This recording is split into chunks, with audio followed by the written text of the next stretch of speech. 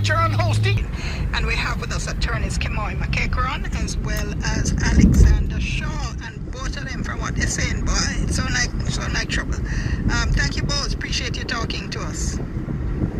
Kemoy, let me start with you. So tell me which courthouse you're concerned about and why. All right. Thank you, Dion. I am particularly concerned about, well, I should start by saying that St. Catherine has 4 courthouses. So the main one is located in Spanish Town on Whitechurch Street, and then you have what you call outstation court in Linstead, Old Harbour, and Portmore. Of the 4, I think the one that requires urgent attention would be firstly Linstead and then Spanish Low Town. gear fire, low gear. Old Harbour is not so bad in comparison to what used to be in recent times, and that's because some renovations took place there about 2 or so years ago. And Portmore also had some minor renovations about around the same time as well. But this raises a larger question about what kind of buildings we use for our courthouses. Why I say that? For example, courthouse in Portmore is actually not a building that you would identify as being a courthouse. So if you know Portmore, you know what they call locally as the court houses that were built in Portmore. The court is housed in one of those houses, the original structure. Portmore is a children's court, you mean? And Portmore is used largely as a children's court.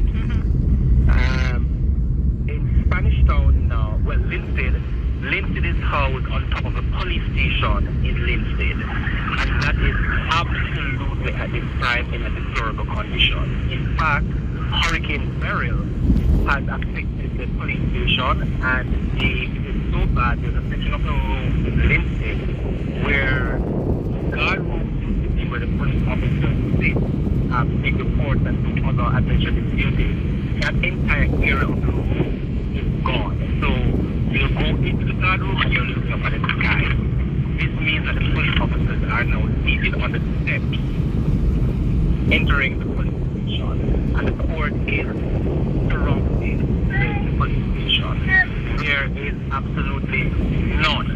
It's not working.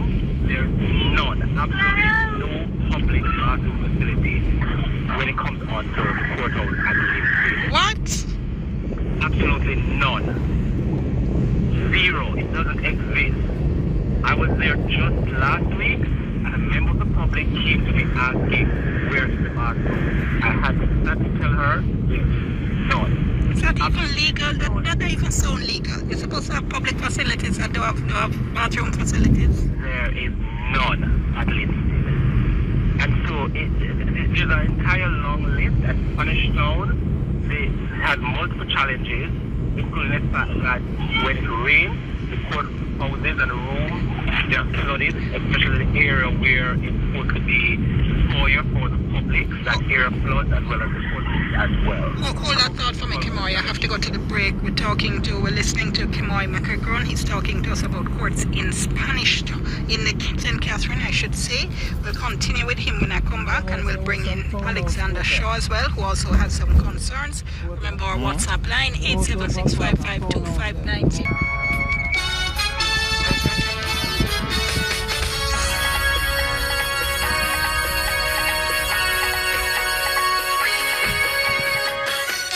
Thank you so much for staying with us. We continue with you on Beyond the Headlines. All right, so several people have messaged me to say Don Webby can't be Minister of Finance because he's not an MP. Thank you all so much. I do know that. I should have said it to my listeners, but my position is that really and truly it takes little, well, I should not say little or nothing. If a Prime Minister wants somebody to be Minister of Finance, they're going to be Minister of Finance, all right? Look at our history.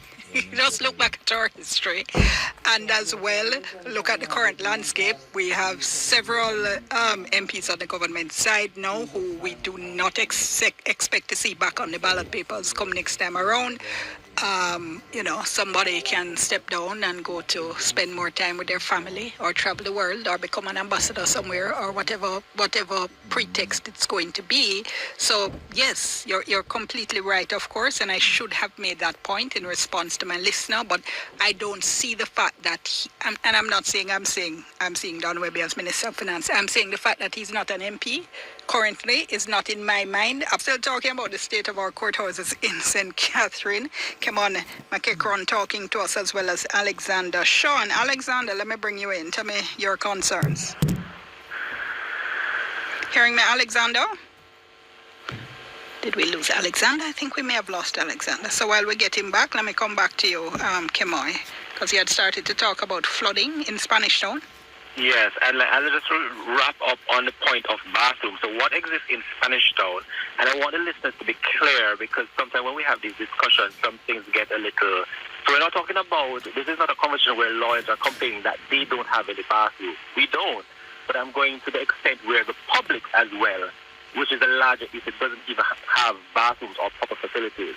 So in Spanish Town, the public bathroom for the male, there is only one urinal in that bathroom, which sometimes is without running water. But the urinal itself, there is a bucket below the urinal that catches whatever is put in the urinal. No, Kemoy, what?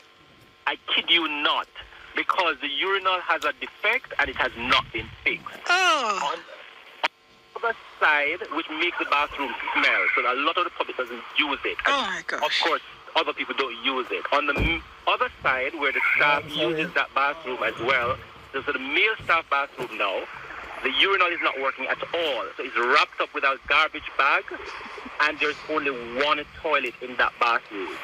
So if that toilet is being used, that is it. On the female side, they only have 2 toilets in their female bathroom, and only one is working. So the staff as well complain that they don't have any bathroom facilities.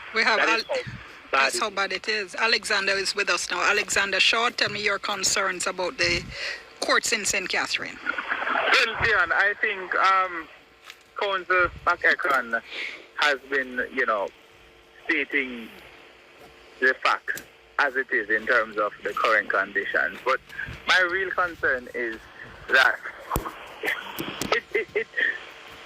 the average user is frustrated, and I am concerned about this, the deleterious effects that this will have on not just the public at large, but practitioners. And with respect to the public, when you have to endure these conditions to access justice, it's really serious. And, it's not just St. Catherine, it's right across the length and breadth of the island. I believe we have not paid enough attention to our court infrastructure. Tell me about Manchester. I understand you have a concern there as well. Well, I was in Manchester just last week, and I could not even sit in council's bench because the room is so tiny. Only 3 attorneys from either side can sit in court at any given time. 3? 3, because there are 3 seats for the prosecution and 3 seats for the defense. Wow. Right? So you can't sit comfortably, in counsel's bench. That's in where? Parish court or the room for circuit court? That is actually the circuit court. Wow. That is the circuit court. Usually the circuit court would be much more equipped because of the types of matters that the circuit court, has to entertain. So it's really appalling, and it's about time, we treat with these issues once and for all. Because what you find happening is that these temporary facilities become permanent. Yes. And that is the situation with Manchester.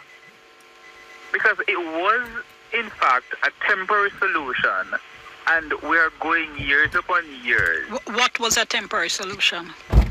I do believe that the Manchester court, the one that is situated in Mandeville now, was a temporary solution because remember, some years ago, the courthouse was burnt down. Right. So it's located And where now? it's located at on a plaza in Mandeville. I don't recall the exact name of the plaza, but it is right where a number of other government buildings are, including the tax office. But you have, as council, and even though this should not be the case, you have to actually pay to get onto the premises for parking, right? And I find that the parking situation is right across the island. Yes. And even where you have, some buildings that are well equipped, well maintained, and I take, for example, the court in Balaclava, it is underutilized. That is the one in St. Elizabeth. Okay. So, it's one thing to ensure that justice is being dispensed, but to access it is going to be a challenge if it is that people have to, be facing these conditions and the ripple effects of that. Persons are not going to want to, have to endure this, and they will very well take matters in their own hands. Because just imagine people having to stay in long lines, and then there are no bathroom facilities, no parking. Our court buildings should be reflective of the type of society that we want, that we envision to have. Because these are state buildings. This is, the fountain of justice. And if the fountain of justice is not well maintained, then we have a problem. Fellow counsel is also telling me that temporary Mandeville Court also has no bathroom facilities for the public. He says it's James Warehouse. Yes, James Warehouse. The name of the plaza. And says, yes, council have to pay for parking. Wow. Kemohi, had you finished your...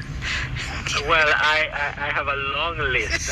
I can hear. Parking is another major one, as my friend has said. That's right across the country.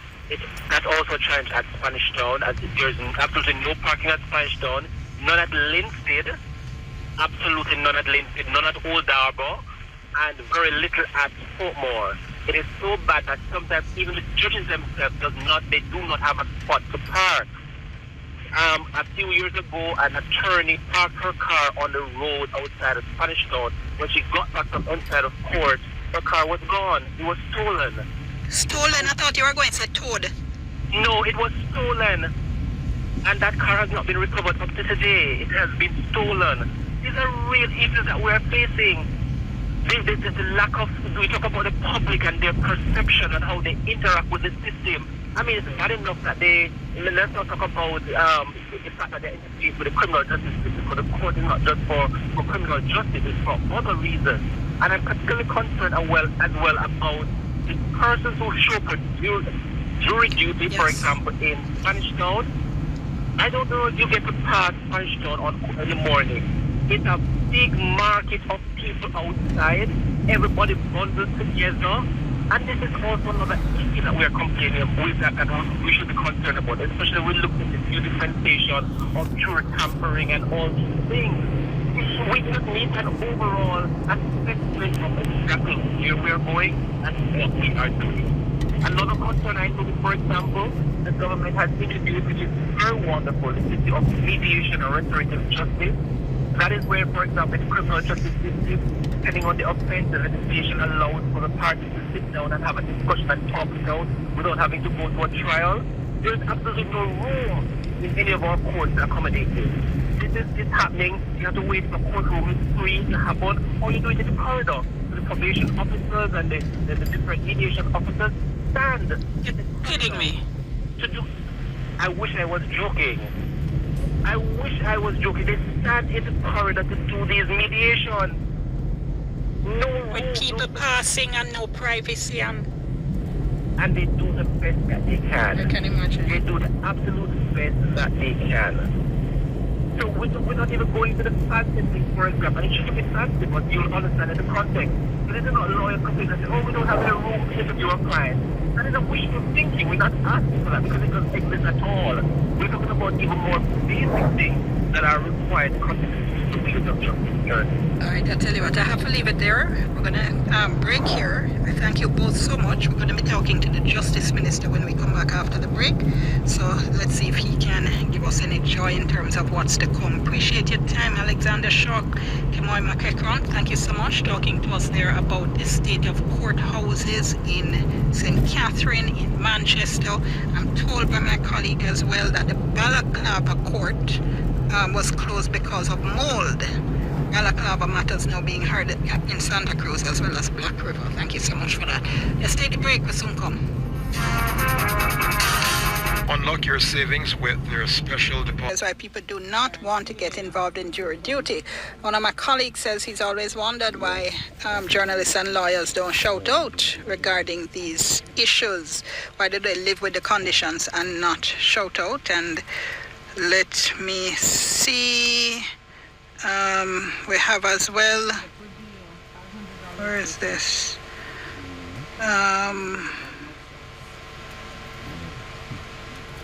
Howard in Chicago saying, hands down, Spanish Town is the dirtiest city in Jamaica. Shame on the powers that be.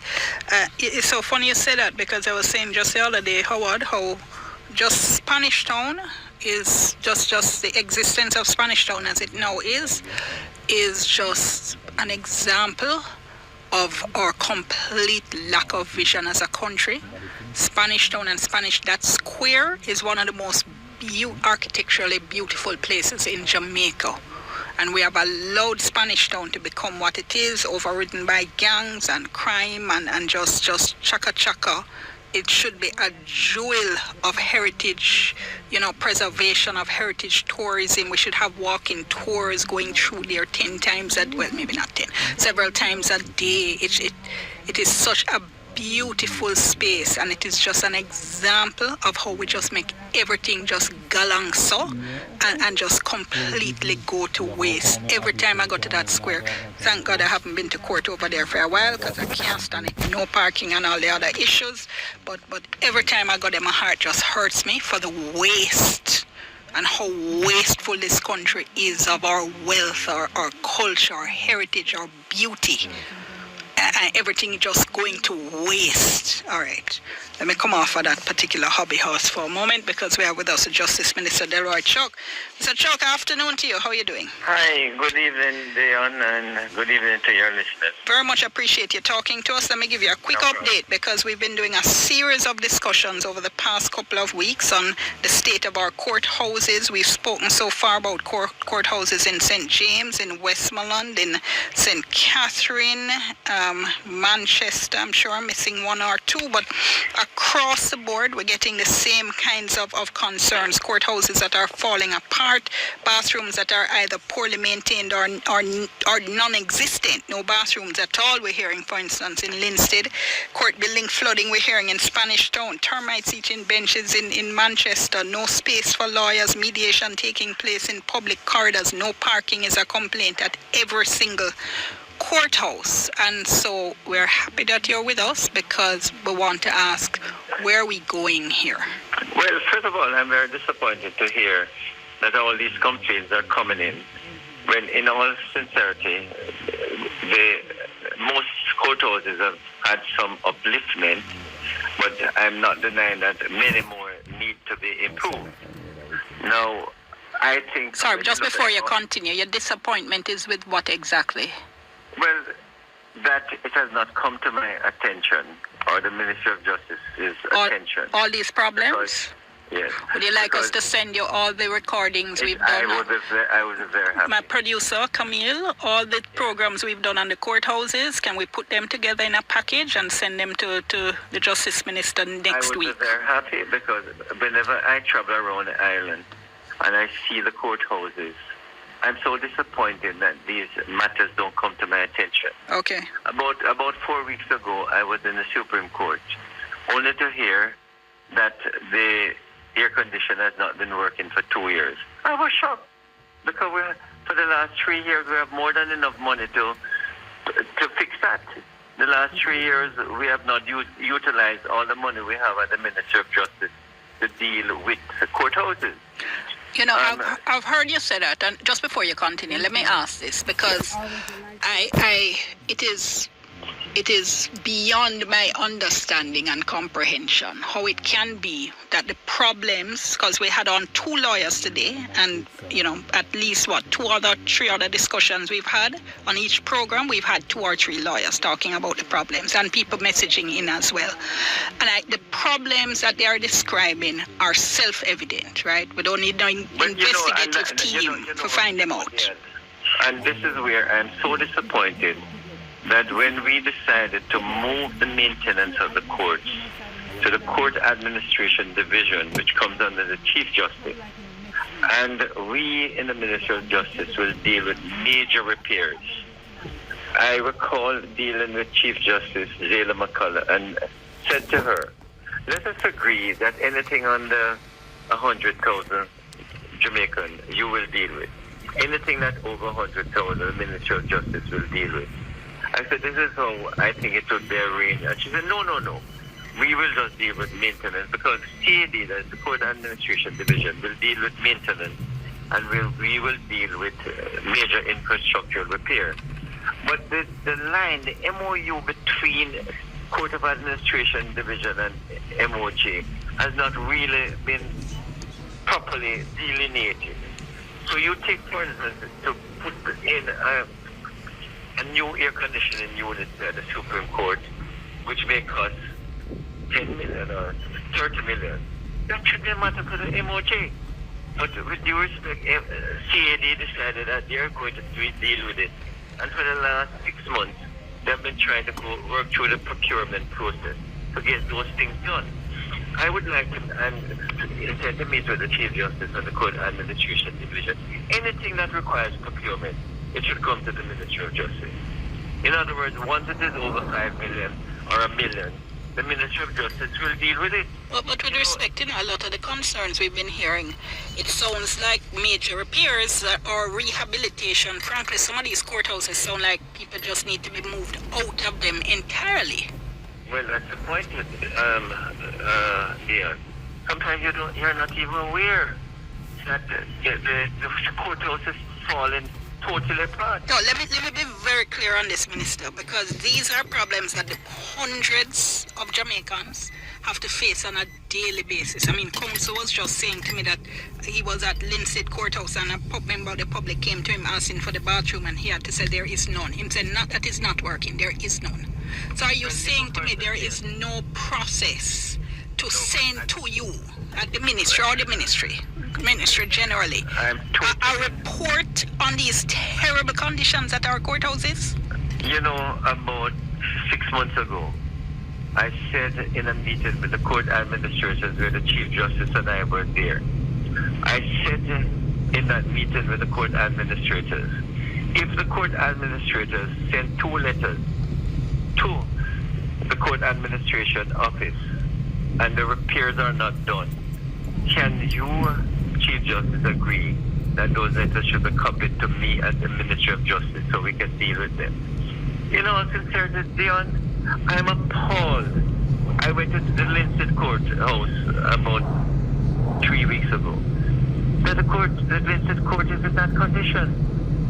I mean, I was appalled. So you saw everything my colleague was just describing because he said there's no guard room, the police have to be on the steps. No, and to be frank with you, when I saw it, I said we are going to give up that court. We're going to. I am now in discussion with the National Land Agency to get a property very close by that we're going to build a new courthouse right there in Linstead and give up with it.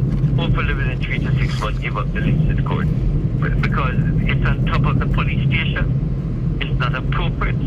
The floor is falling apart, and I've heard a number of complaints about the Linstead courthouse.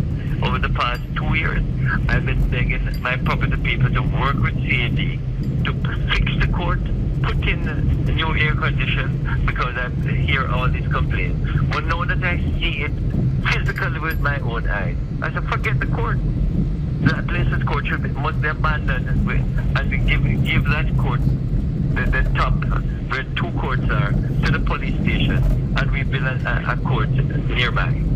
It's the same when I go for the first time again to Rodney Memorial out in Spanish Town, which was being leased from the UDC. When I go there, I'm shocked to see what is happening there. And I'm now saying we are working with the National Land Agency. It's no complete rehabilitation. And one of the problems I have, when I saw the Clarendon Court about 6 years ago, I said, no, we have to renovate this thing. And it took us 4 years to renovate the Clarendon Court, and the Clarendon Court now is in first-class condition. I hope it will continue like that. It is the same with the Spanish Town Court offices where the people were. When I saw it, I saw the condition. I said, this is disgraceful. Understanding that you have 12 persons working as help with to clean up the court. When we did it, as we cleaned up the Spanish Town Court, and to the best of my knowledge, up to a year ago, it was in good condition. Spanish Town? This is what my colleagues say about Spanish Town. On Monday I was at Spanish Town. No, not the office itself, the courthouse itself. Well, he says the court office is in a terrible state. It's across the road. I know where the court office is. He says garbage all over the place. Staff says the bathroom not working. The upstairs area, there's a hole in... Absolutely true. Upstairs area, hole in the floor, and they're afraid of falling through the floor upstairs. And totally true. It is not owned by the Ministry of Justice. It is owned by it was being leased by the UDC, and I'm now negotiating with the National Land Agency for it to be assigned to the Ministry of Justice so we can fix it up. I go to Lucy last week. Now, the truth of the matter is that the court is a good court, but it's not being properly maintained. You have about 5-year conditions that go. I'm nearly out of time, Minister. Let me get in this quick question from a listener who says, I can't believe the Minister of Justice didn't think it was his duty to visit every courthouse in the country. Why is he now appalled? Well, let's face it, you have 51 courts in courthouses, and those that I've visited, we have really maintained or tried to maintain. At the end of the day, there's still quite a number of courts that I still have not visited. But a long time you're Justice Minister though, Mr. Chuck. You're supposed to carry each other. But with yours. And Spanish Town not far though. And Lindsay not far. And we fixed up those courts. Right, I tell you what. The truth of the matter is that it is the technical people who bring back reports to you. Alright, I'm so sorry to interrupt you, Minister, but here's the thing. I think, not just another time. I think I want to pick up this on all angles, so we're going to be in touch with you, because I think this deserves some more discussion. We appreciate your update. Let me just finish up by saying, I am so appalled because for the last 3-4 years, Minister, you're going to make them fire me. I have enough money to pick up everything. I know you don't want them fire me, Minister, so I have to wrap it up, but we'll come back to you. Alright, let's go to the news with Deidre, and we're back after.